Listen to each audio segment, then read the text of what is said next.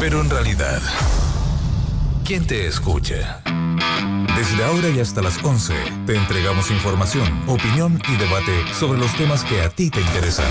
Beatriz Sánchez, sus invitados y panelistas hacen una combinación clave. Un espacio donde tu opinión nos importa y puedes ser parte de la conversación en la 92.9. Combinación clave. Somos opinión. Somos la clave. 9:13, ¿cómo están todos? Bienvenidos, esto es Combinación Clave, estamos iniciando el programa como todos los días. Ayer estábamos en Valparaíso, así que estuvo nuestro editor Ricardo Basáez al frente del Combinación. Hoy lo retomamos para conversar en un ratito más con nuestro panel, el panel de la sociedad civil, le llamamos así nosotros al panel que nos acompaña de las distintas ONGs que se dedican a temas políticos de distinto tipo, para conversar sobre varios de los temas de actualidad hoy día. Varios que tienen que ver con lo que está pasando al interior de la nueva mayoría después del ajuste ministerial de la semana pasada, para hablar también de esto que es parte de la primera página hoy día de varios de los medios de comunicación y tiene que ver con la utilidad de las ISAPRES. Están las declaraciones de Ricardo Lagos en entrevista con La Clave, que causó repercusiones en diversos medios. Anunció que no se bajará de la candidatura y criticó a Sebastián Piñera y sus negocios. Le vamos a preguntar con más detalle a la Kena Lorenzini, que fue parte ella es la conductora de Políticamente Humanas y estaba a cargo de la entrevista con Ricardo Lagos. ¿Saben ustedes que el Papa Francisco anunció que se podrá absolver el pecado de aborto de manera indefinida? Claudia Dides, de la Fundación Miles, que es el movimiento por la interrupción legal del embarazo en Chile, dijo que el Papa es más progre que la DC. A propósito que se está discutiendo todavía en el Congreso las 3 causales para despenalizar el aborto en Chile y que dentro de la democracia cristiana hay una pelea interna a propósito de apoyar o no este proyecto. La nueva mayoría además reincorporó formalmente al Partido Comunista, lo mencionábamos al inicio, a las reuniones del oficialismo. Conversación que derivó en un comunicado conjunto, dando por superadas las fricciones entre las distintas tiendas políticas. Vamos a hablar de otro tema porque ya está nuestro próximo entrevistado en el estudio, pero antes quiero plantearles la pregunta. Tiene mucha relación con la portada del programa, con la editorial con que abríamos. ¿Cómo se la juegan ustedes? Ya van 54 votos. La pregunta es la siguiente, está en @Radio La Clave. ¿Apoyarías un eventual movimiento no más ISAPRE? Felicitamos a nuestro equipo. Yo no participé, me hubiera encantado decir, yo participé y se me ocurrió esta pregunta. A mí no se me ocurrió. Felicito a mis compañeros que se le ocurrió porque está tan atinada. ¿Estamos nosotros iniciando otro movimiento de esta naturaleza? ¿Seremos nosotros esta vez a propósito de no más AFP? ¿Apoyarías un eventual movimiento no más ISAPRE después de lo que vimos, de las utilidades que le dan un respiro al sistema? ¿Apoyarías un eventual movimiento no más ISAPRE? ¿Sí o no? Es corta, ahí está, para que ustedes opinen. Si quieren explayarse, los invitamos de todo corazón. No hay muchos lados donde explayarse en estas cosas en el país. Al hashtag Combinación Clave o Gato Combinación Clave. 9:16. Información, opinión y debate son una combinación clave. Por la 92.9 y en radiolaclave.cl. Igual. 9:16. Seguimos en Combinación Clave. Ya estábamos conversando con nuestro próximo entrevistado. Es Rodrigo Sandoval, jefe del Departamento de Extranjería, por un tema bien particular que tiene que ver con migrantes, pero tienen un foco en específico. Rodrigo, ¿cómo estás? Muchas gracias por acompañarnos. Hola Beatriz, un gran abrazo a todos. Lo voy a leer del tema de la tercera, apareció recién ayer y dice lo siguiente, una declaración de Rodrigo Sandoval. Hemos detectado personas que tienen a más de 1.000 migrantes contratados y ponen el ojo específicamente con lo que pasa con ciudadanos haitianos que llegan a nuestro país. Rodrigo, el tema de la migración se ha instalado en Chile por varias razones, pero ustedes están mirando un aspecto del tema de migración y que tiene que ver con estos aumentos o comportamiento, vamos a decirlo así, comportamiento extraño de las cifras o las estadísticas respecto a migrantes en específico. ¿De qué se trata? Se trata de que nosotros somos representantes de un gobierno y particularmente de un Estado, y que por tanto tenemos una responsabilidad no solamente con aquellas personas que tienen posibilidades de manejarse bien en ese sistema, sino que también respecto de aquellos que por distintas razones tienen algún tipo de vulnerabilidad. Y Chile, con los flujos migratorios que tú acusas y que obviamente la gente constata, ha visto crecer la cantidad de gente extranjera. Y dentro de esa gente extranjera existen algunas determinadas comunidades que por particularidades que ellas tienen un especial foco de vulnerabilidad. ¿Cuáles son esas? Estamos hablando en este caso particularmente de la población haitiana. Ya. La población haitiana es una población que desde el año 2010 principalmente es una historia bien especial porque la verdad es que rompe muchos esquemas en términos de cómo se debería entender que se produce la migración, que es lo que hace un haitiano haciendo comunidad en Chile, digamos. No es fronterizo, no existe un vínculo histórico como podría ser con una ex colonia. No, hay problemas de idioma. Es decir, no hay nada que pudiera explicar en abstracto por qué los haitianos hacen vida en Chile. Esto se origina, según estudios, en la presencia de los cascos azules chilenos en Haití, que desarrollaron un vínculo, algunos de ellos vinieron recomendados. Cuando viene el terremoto del año 2010 ya había una comunidad no masiva, pero sí suficientemente importante como para haber sido un factor de llamada para aquellas personas que se vieron de repente sin trabajo. Es decir, el año 2010 se cae buena parte de la capacidad productiva de Haití y por lo tanto se produce este tema de, oye, aquí hay trabajo. De hecho, el alcalde de Quilicura, Juan Carrasco, siempre cuenta que él se dio cuenta de la envergadura de la migración haitiana en su comuna porque llegaron a pedirle teléfono justamente a propósito del terremoto para poder comunicarse con su familia. Y a partir de ese momento, como pasa en los flujos migratorios de estas características, se produce un crecimiento exponencial. Y ya esto no crece 1, 2, 3, esto crece 2, 4, 8, 16, porque van empezando a darse el dato, digamos. Y por lo tanto nosotros hoy día vemos un crecimiento importantísimo de la población haitiana, pero además no solamente gente que viene directamente a Puerto Príncipe, sino que además por la situación en Brasil, hoy día tenemos personas que han fracasado en su proyecto migratorio en Brasil, las condiciones económicas allá no son las óptimas y por lo tanto también tenemos un flujo que está viniendo directamente desde ese país. Eso también es más complejo porque no solamente son personas que vienen con el duelo de un fracaso migratorio, son personas que fracasaron en ese proyecto, sino que además uno debe entender que por algo fracasaron, quiere decir que son menos competitivos en el ámbito laboral y por lo tanto eso demuestra otra complejidad. Esas dos circunstancias conjuntamente nos demuestran hoy día un cuadro en que tenemos una cantidad importantísima de haitianos en Chile. ¿Cuántos son? Estamos hablando, la cantidad hoy día con permanencia definitiva son 9.000, pero en los últimos 2-3 años han llegado en una cantidad enorme. Solamente este año nosotros estamos tramitando, no concedido necesariamente, 24.000 visas. De las 133.000 que tramitamos durante el año, 24.000 corresponden a haitianos. Por lo tanto, obviamente es un fenómeno. Ahora bien, eso no es problemático en sí mismo. Lo que uno constata es que, y esto no es un problema de los extranjeros, muchas veces es un problema de los mismos chilenos, existen focos de abuso. Aquí, cuando existe la vulnerabilidad, siempre existe la persona que se aprovecha de esa vulnerabilidad. Y nosotros lo que hemos constatado es que existen personas que tienen una cantidad es muy sospechosa de extranjeros trabajando para ellos, en circunstancias de que su actividad comercial o productiva no se condice con esa envergadura. ¿Y eso qué puede significar? Significa sinvergüenzura, significa que en un departamento de 40 metros cuadrados una persona no puede tener empleadas a 300 personas. Significa que alguien... Y ustedes han descubierto cosas como esa. Es decir, y peores. Lo que pasa es que aquí lo que no se entiende en esta clase, en esta gente que hace este tipo de cosas, es que nosotros hacemos cruces. Ya. Y obviamente si una persona aparece, si nosotros tenemos una persona individual que tiene una determinada cantidad de personas contratadas, obviamente vamos a investigar en qué circunstancias se encuentra esa actividad productiva.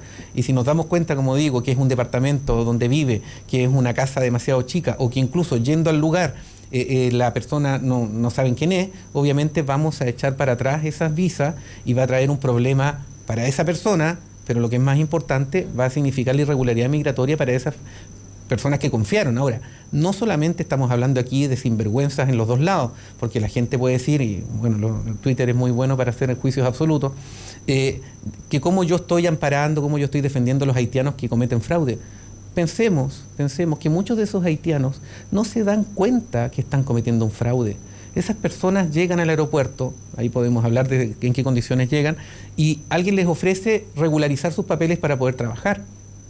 Y esas personas firman lo que tengan que firmar y pagan lo que tienen que pagar. Y a eso iba, Rodrigo, de eso se trata, de gente que en el fondo hace negocio con esto y lo que vende son, y lo digo así, vende papeles de trámite de negocio. Entonces va vendiendo y por eso es que finalmente a una persona se le asocia, no sé, 300 trabajadores. Claro, bastante torpe de su forma de cometer el delito por lo demás, porque hay mil formas a uno se le ocurren mil formas de hacerlo de forma más inteligente, pero eso habla de lo burdo que muchas personas, en lo que muchas personas incurren para aprovecharse de estas circunstancias. Estamos hablando de personas que no hablan el idioma. Sí.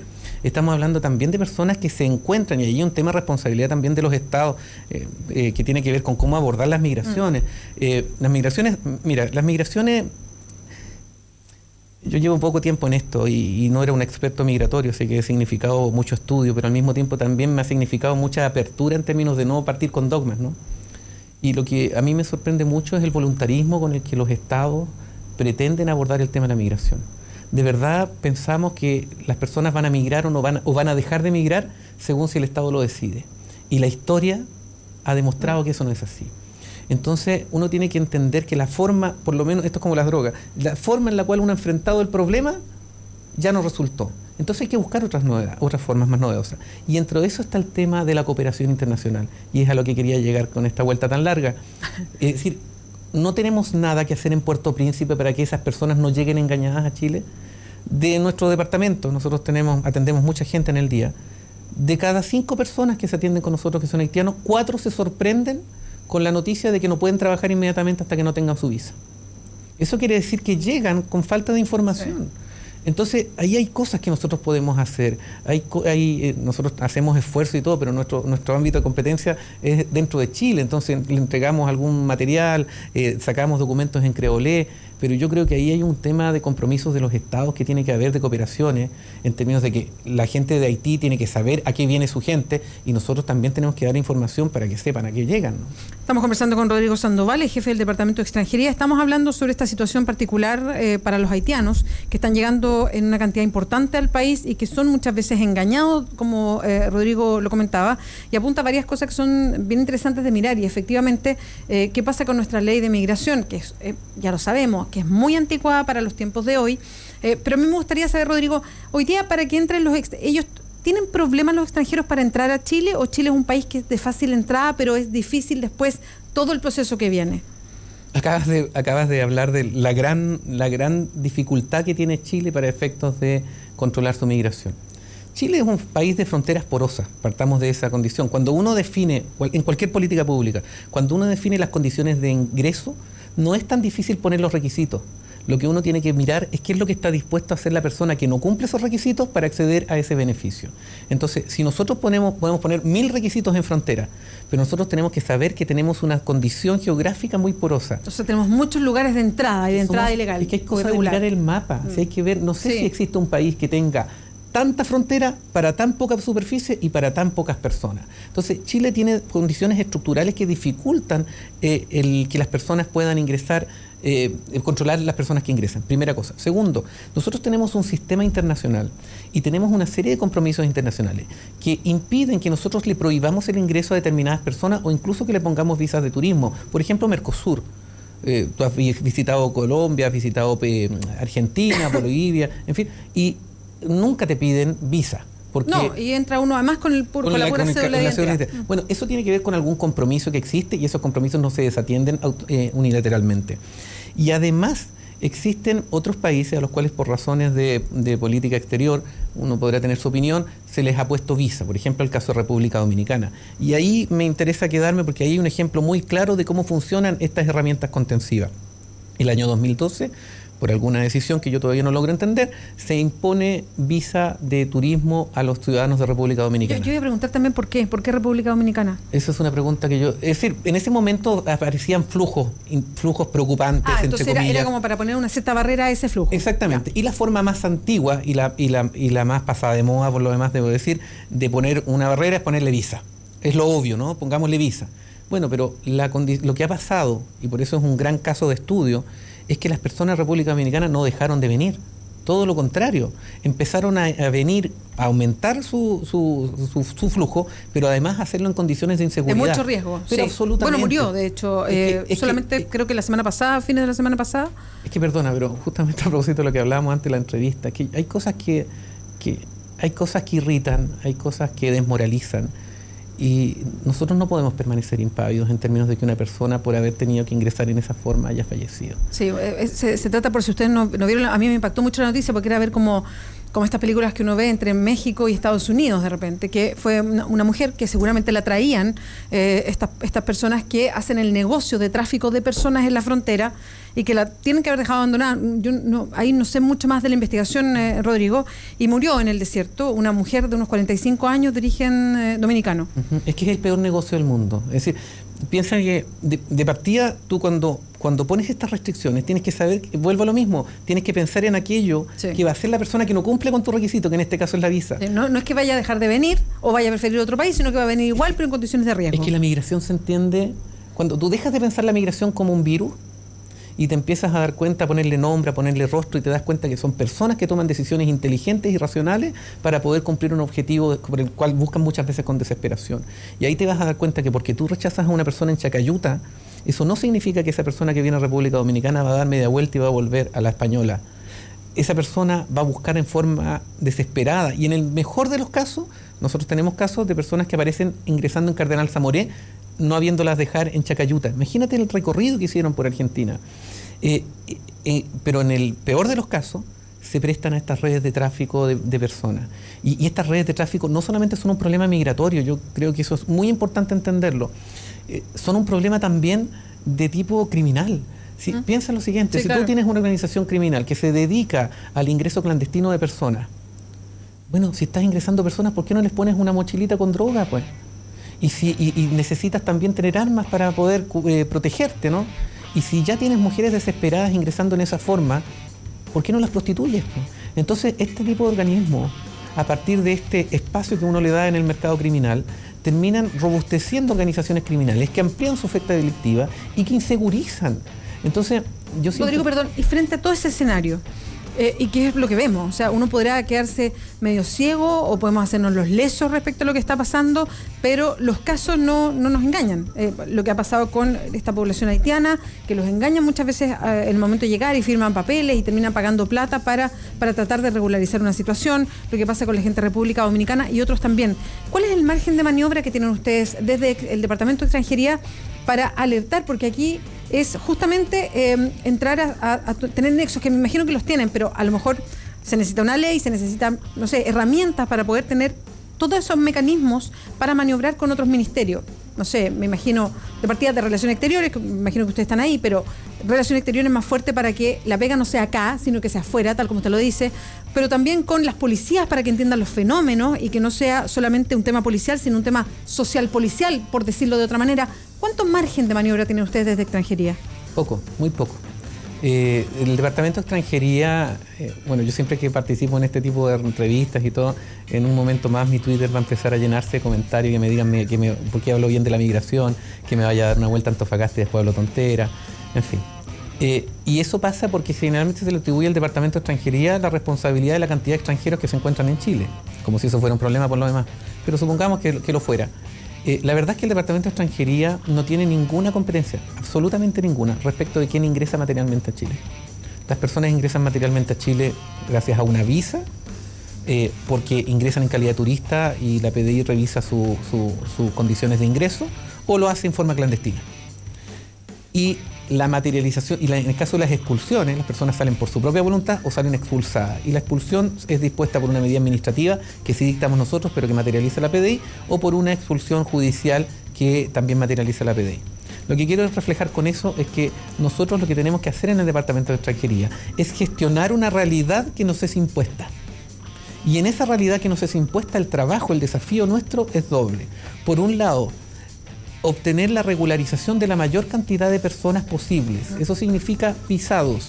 Visados no significa haga lo que quiere y todo. Visados significa saber quiénes son las personas que están y permitir que los movimientos y comportamientos que tengan dentro del territorio sean comportamientos controlables, predecibles, medibles, cuantificables y además verificar los eventuales abusos que se dan. Y por el otro lado, un trabajo más político, que es crear las condiciones para poder contar con una institucionalidad que de verdad pueda gestionar la migración. No existe hoy día.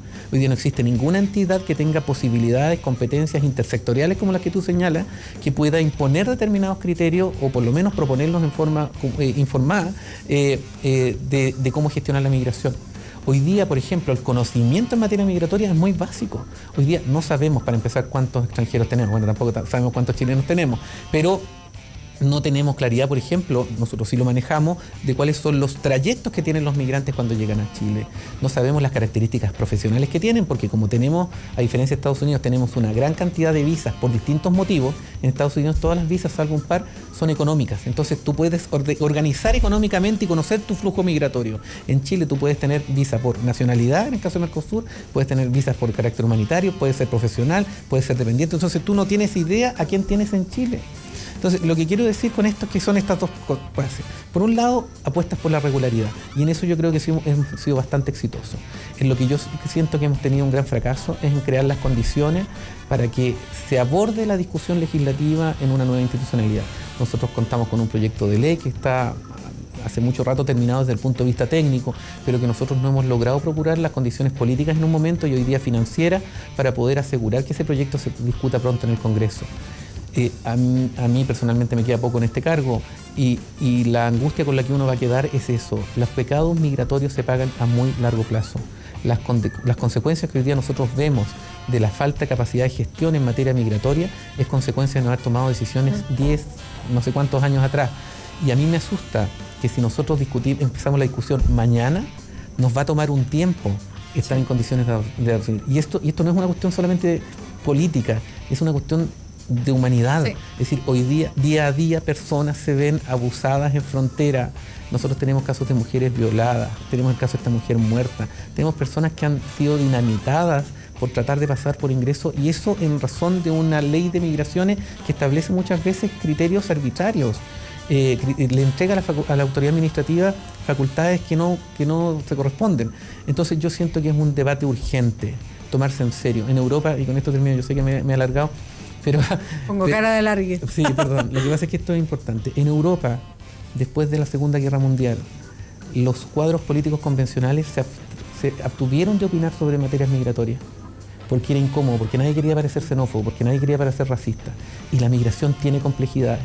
Y cuando nosotros no damos respuesta a esas personas que tienen complejidades, se abre el espacio para el ultranacionalismo, para la derecha fascista, y es lo que nosotros estamos viendo hoy día. Hoy día la gente que vota por Trump, la gente que vota por el Brexit, son personas que no están votando desde la razón. La migración por todos lados es racionalmente conveniente. La gente está hablando de una emoción no atendida. Entonces, si nosotros no tenemos capacidad de dar respuestas sobre las complejidades de la migración pronto, no es descartable que un discurso de esas características en Chile se dé. Rodrigo Sandoval, muchas gracias por acompañarnos hoy día. Rodrigo es el jefe del Departamento de Extranjería en nuestro país. Que le vaya muy bien. Muchas gracias. Son las 9:35, hacemos una pausa y volvemos a Combinación Clave.